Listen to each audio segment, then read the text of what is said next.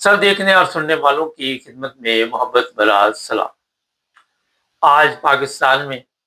اور بھی کئی ممالک ہیں جہاں پہ عید الفطر منائی جا رہی۔ 9 ٹی وی انٹرنیشنل کی پوری ٹیم کی طرف سے آپ سب کو بہت بہت عید مبارک۔ اس عید پہ وہی میسج ہمارا اپنے کمزور دوستوں کو، رشتہ داروں کو، جو آپ کے ہمسائے ہیں، ضرور اس خوشی میں شریک کریں۔ جو پاکستان کے موجودہ حالات ہیں اس کا آپ اندازہ نہیں لگا سکتے۔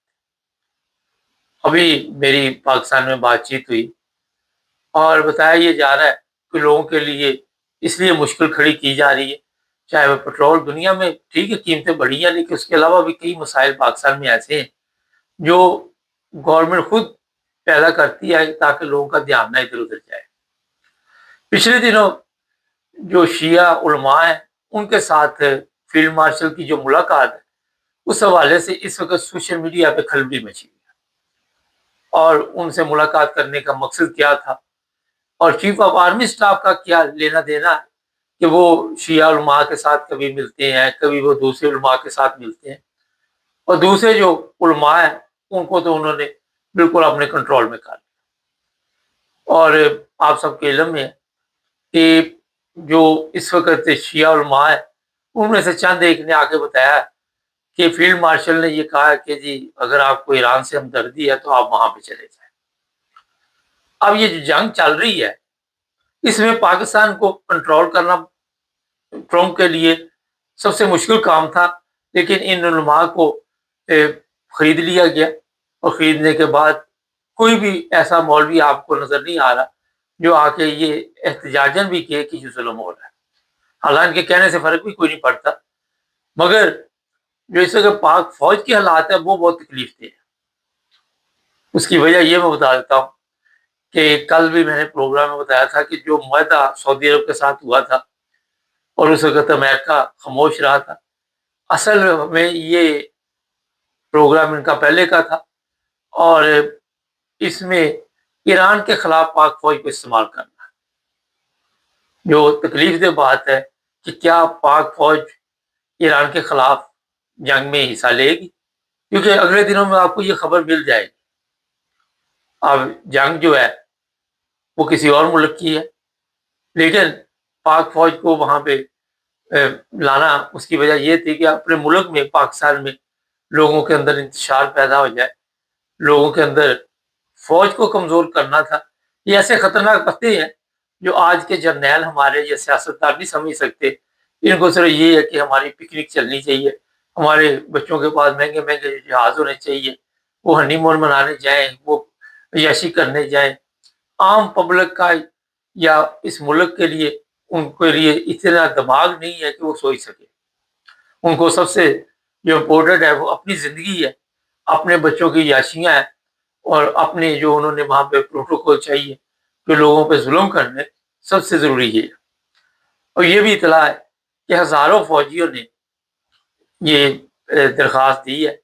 کہ استعفے کی کہ ہم فوج کا حصہ نہیں بننا چاہتے اگر آپ ایران کے خلاف جنگ لڑیں۔ اور دوسری طرف جو علماء ہیں انہوں نے بھی اعلان کیا، اکا دکا جو بولتے ہیں شاید وہ پاکستان میں نہیں بیٹھے ہوئے، کہ اگر فیلڈ مارشل کو اتنی محبت ہے تو وہ اسرائیل چلے جائے، اور جو ہمارے معاملات ہیں مسلمانوں کے ان سے ویسے ہی ان کو کوئی دلچسپی نہیں۔ یہ ایسا پتہ کھیلا گیا کسی ملک سے بھی، چاہے آپ اسرائیل کا کہہ لیں،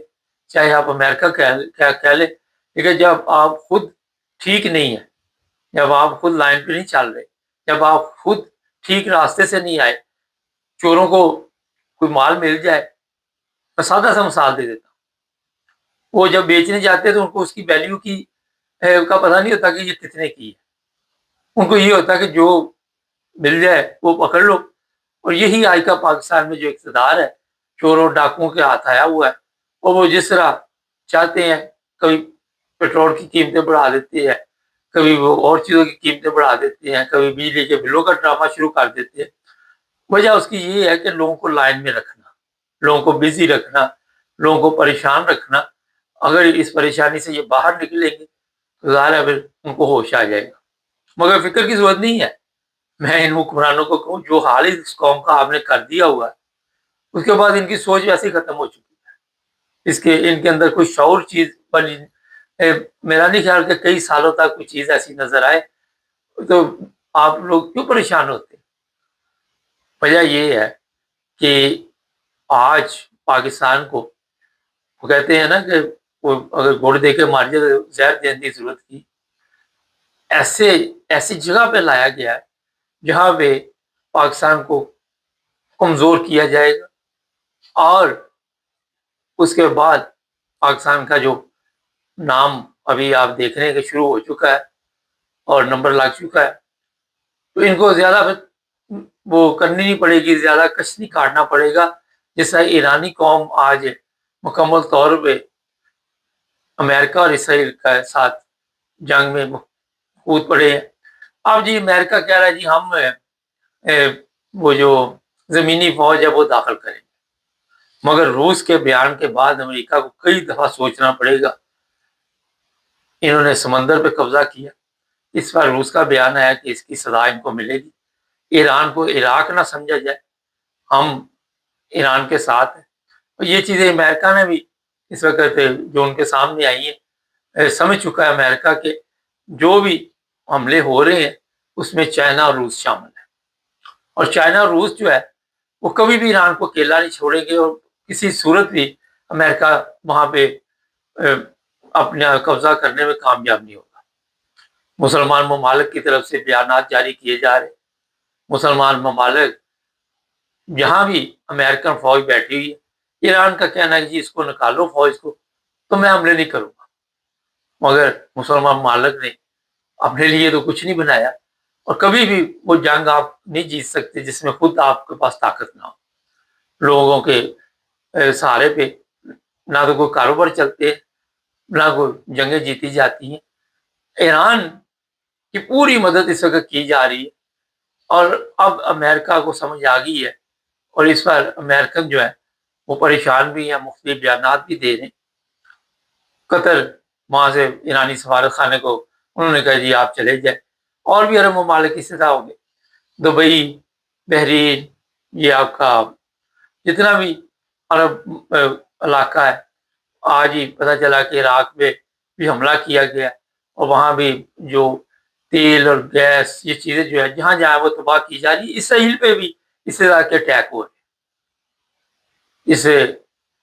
جنگ میں کتنا بڑا نقصان ہو رہا ہے جس کا آپ اندازہ نہیں کر رہے، پیٹرول کی قیمتیں بڑھ گئی، گیس کی قیمتیں بڑھ گئی، لیکن امریکہ کو اس سے کوئی فرق نہیں پڑتا۔ وہ اس وقت مکمل طور پہ یہ چاہتا ہے کہ ایران کے اوپر،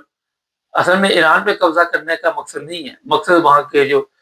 تیل کے ذخائر ہیں ان پہ قبضہ کرنا، اور وہ اس میں ہر حد سے گزر جائے گا۔ ناظرین، ایسی جنگ آپ نے کبھی نہیں دیکھی ہوگی کہ آنے والے دنوں میں جو ایٹمی جنگ بنے گی، اور ایران نے اس بارے میں واضح طور پر بتا دیا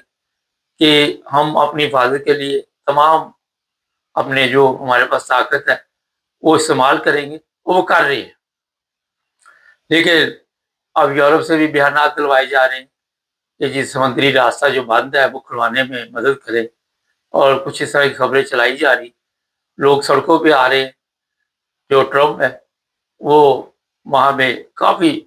پریشان ہے، مگر اس کو سمجھ نہیں آ رہی کہ اب جنگ سے نکلے کیسے۔ ناظرین، یہ بھی میں آپ کو بتا دیتا ہوں کہ ابھی تو پارٹی شروع ہوئی ہے، ابھی یہ پرائسیں اور اوپر جائیں گی، اور قیمتیں اوپر جائیں گی، اور آنے والے دنوں میں آپ کے لیے کافی یہ چیزیں جو ہے مشکل ہو جائیں گی، اور پھر آپ کو سمجھ آ جائے گی کہ اس جنگ کے کیا نتائج نکلتے ہیں۔ جو قطر اور دوسرے عرب ممالک پہ حملے کیے گئے ہیں، اتنی تباہی وہاں پہ ہے، لوگ ہمارے ساتھ رابطے میں ہیں، وہ بتانا بھی نہیں چاہتے، اشاروں میں بتاتے ہیں کہ وہاں پہ 20 سال تک دوبارہ یہ ممالک جو یہاں پہ لوگوں نے اربوں روپے لگائے ہوئے تھے، اور وہ اپنے پاؤں پہ کھڑے نہیں ہو سکتے۔ اب دیکھتے آگے کیا ہوتا ہے۔ آج اور بھی پروگرام ہے، چینل کو سبسکرائب کریں، جڑے رہیں ہمارے ساتھ۔